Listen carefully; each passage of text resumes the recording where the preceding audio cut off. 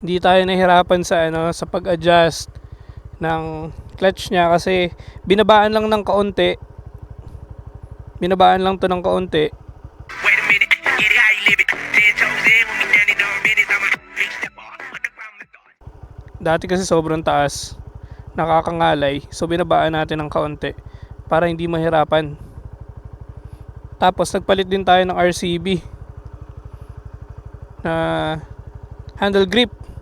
Kaya nabawasan yung ngalay natin. Yun talaga yung nakatanggal ng ngalay nung nagpalit ako nitong RCB. So isa siyang magandang technique sa mga nangangalay dyan. Kasi yung stock niya parang ang sakit sa kamay. Tsaka nakakalyo. Santigas.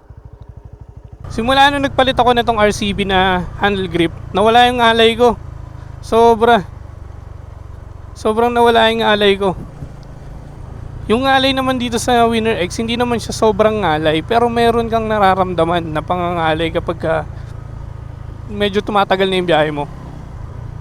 Yun yung pinaka nawala kasi kagaya niya, no? Tingnan niyo, nadidiinan ko siya, 'di ba? Nadidiinan ko, pero relax lang yung kamay ko. Hindi siya persado. Ang ganda kasi nito, guys, oh. Actually mura lang naman 'to.